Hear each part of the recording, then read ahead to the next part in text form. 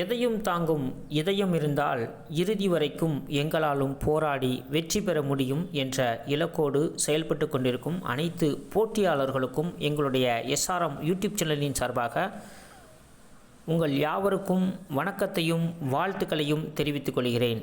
போன வீடியோவில் ஒரு கொஷின் கேட்டிருந்தேன். அந்த கொஷினுக்கு ரொம்ப சிறப்பாக பதில் சொன்ன அனைவருக்குமே வாழ்த்துக்களை கூறிக்கொள்கிறேன். இப்பொழுது அதற்கான விடைகளை நம்ம பார்க்க போகிறோம். நவீன இந்தியாவின் விடிவெள்ளி என்று அழைக்கப்பட்டவர் யார் அப்படின்னு ஒரு கொஷின் கேட்டிருந்தேன். விடை பார்த்திங்கன்னா 2 பேர் வரும், அதை கவனமாக பார்த்துக்குங்க. ஒன்று பார்த்திங்கன்னா ராஜாராம் மோகன் ராய் மற்றும் விவேகானந்தர். ஸோ இந்த 2மே புக்கில் இருக்குது. ஸோ கவனமாக பார்த்துக்குங்க. பழைய புக்கில் ராஜாராம் மோகன் ராய் மட்டும் கொடுத்துருக்காங்க. புதிய புக்கில் விவேகானந்தரையும் ஆட் பண்ணி கொடுத்துருக்காங்க. ஸோ இது 2மே வரும். ஆப்ஷனில் உங்களுக்கு கொஷின் எப்படி கேட்குறாங்களோ அதுபடி போட்டுக்குங்க, சரிங்களா? பதிலளித்த அனைவருக்கும் எங்களுடைய எஸ்ஆர்எம் யூடியூப் சேனலின் சார்பாக உங்கள் யாவருக்கும் மீண்டும் ஒரு முறை வாழ்த்துக்கள். இன்றைக்கி பார்த்திங்கன்னா தமிழ்லேருந்து ஒரு 30 வினாவிடை கொண்டு வந்திருக்கேன். ரொம்ப யூஸ்ஃபுல்லாக இருக்கும். ஸோ கடைசி வரைக்கும் இந்த வீடியோவை ஸ்கிப் பண்ணாமல் பார்த்துட்டு உங்களுடைய கமெண்ட்ஸையும் சொல்லுங்கள் ஃப்ரெண்ட்ஸ். சரி, வாங்க வீடியோக்குள்ளே போகலாம். கேள்வி எண் 1. நடமாடும் நூலகம் என்ற திட்டத்தை தொடங்கிய மாநிலம் எது? விடை தமிழ்நாடு. நடமாடும் நூலகம் என்ற திட்டத்தை தொடங்கிய மாநிலம் எது? விடை தமிழ்நாடு. Question number 2. மூதுரையில் உள்ள மொத்த பாடல்களின் எண்ணிக்கை? விடை 31. மூதுரையில் உள்ள மொத்த பாடல்களின் எண்ணிக்கை? விடை 31. Question number 3. தமிழில் எழுதப்பட்ட முதல் காப்பியம் எது? விடை சிலப்பதிகாரம். இந்த காப்பியத்தினுடைய ஆசிரியர் யாருன்னு பார்த்தீங்கன்னா இளங்கோவடிகள், சரிங்களா? தமிழில் எழுதப்பட்ட முதல் காப்பியம் எது? விடை சிலப்பதிகாரம். அடுத்து கொஷின் நம்பர் 4. தமிழ் இலக்கணம் எத்தனை வகைப்படும்? விடை 5.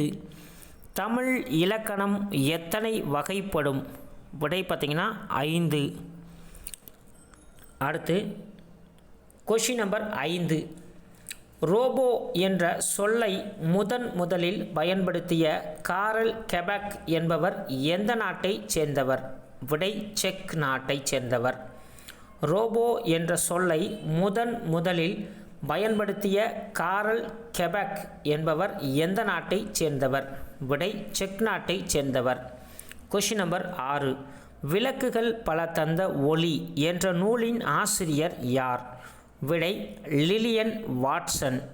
விளக்குகள் பல தந்த ஒளி என்ற நூலின் ஆசிரியர் யார்? விடை Lillian Watson. Question number 7. Tamil எழுத்துக்களில் டேஸ் எழுத்துக்களுக்கு மட்டும் இணை எழுத்துக்கள் இல்லை? விடை ஆயுத எழுத்து. தமிழ் எழுத்துக்களில் டேஸ் எழுத்துக்களுக்கு மட்டும் இணை எழுத்துக்கள் இல்லை? விடை பார்த்திங்கன்னா ஆயுத எழுத்து. Question number 8. தாள் என்ற சொல்லின் பொருள்? விடை நாக்கு. தாள் என்ற சொல்லின் பொருள்? விடை நாக்கு. Question number 9. நிலையான செல்வம் எது? விடை ஊக்கம். நிலையான செல்வம் எது? விடை ஊக்கம். Question number 10. காவியப்பாவை என்ற நூலின் ஆசிரியர் யார்? விடை முடியரசன். காவியப்பாவை என்ற நூலின் ஆசிரியர் யார்? விடை முடியரசன். Question number 11. நடுவு நின்ற நன்னெஞ்சினோர் என வணிகர்களை பற்றி குறிப்பிடும் இலக்கியம் எது? விடை பட்டினப்பாலை. நடுவு நின்ற நன்னெஞ்சினோர் என வணிகர்களை பற்றி குறிப்பிடும் இலக்கியம் எது? விடை பட்டினப்பாலை. அடுத்து கொஷின் நம்பர் 12. தேசிய அறிவியல் தினம்? விடை பார்த்திங்கன்னா பிப்ரவரி 28. ஸோ இது கவனமாக பார்த்துக்குங்க. இதுவுமே நிறைய முறை ரிப்பீட்டட் கொஷினாக கேட்டிருக்காங்க, சரியா? தேசிய அறிவியல் தினம்? விடை பிப்ரவரி 28. Question number 13. அரேபியாவில் இருந்து இறக்குமதி செய்யப்பட்டவை எது? விடை குதிரை. அரேபியாவில் இருந்து இறக்குமதி செய்யப்பட்டவை எது? விடை குதிரை. Question number 14. கொள்வதும் மிகை கொளாது, கொடுப்பதும் குறைபடாது, இவ்வரிகள் குறிப்பிடும் இலக்கியம் எது? விடை பட்டினப்பாலை.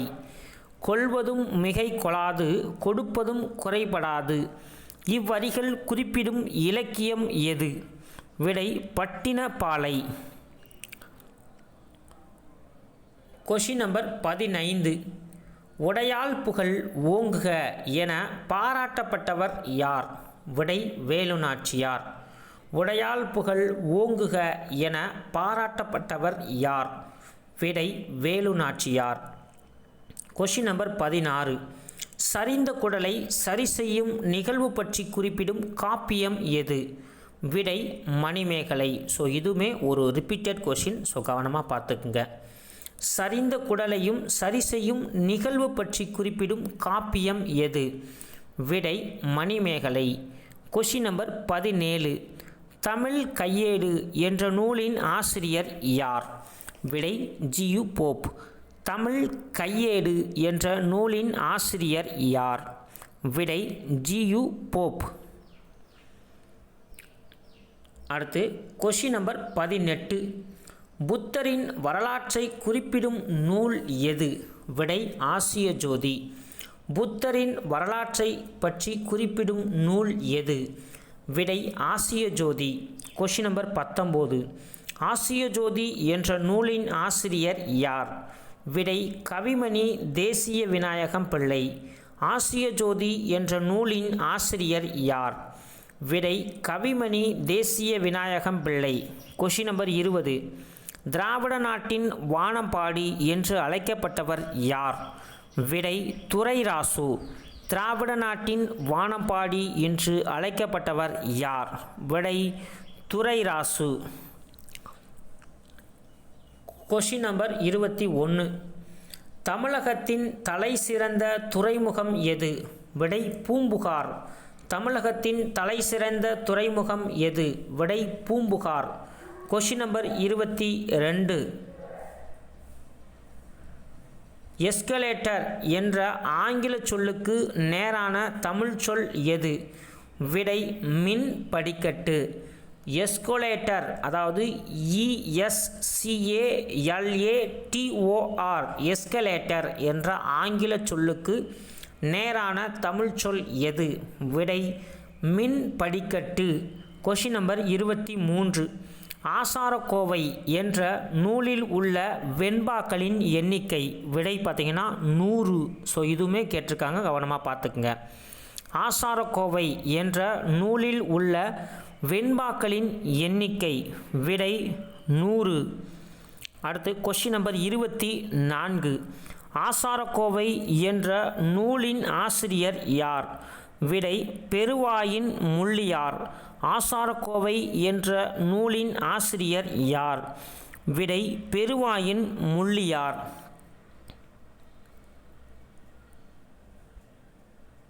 அடுத்து question number 25.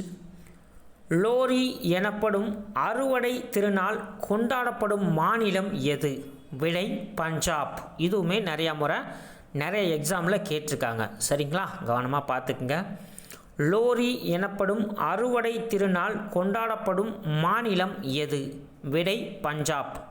Question number 26. Silappatikaram, Manimekalai ஆகியவை எவ்வாறு குறிப்பிடப்படுகிறது? விடை பார்த்திங்கன்னா இரட்டை காப்பியம். நல்லா கவனமாக பாருங்கள்.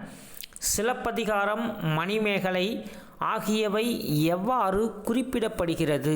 விடை பார்த்திங்கன்னா இரட்டை காப்பியங்கள். Question number 27. தாராபாரதி அவர்களின் இயற்பெயர் என்ன? விடை ராதாகிருஷ்ணன். தாராபாரதி அவர்களின் இயற்பெயர் என்ன? விடை பார்த்திங்கன்னா ராதாகிருஷ்ணன். Question number 28.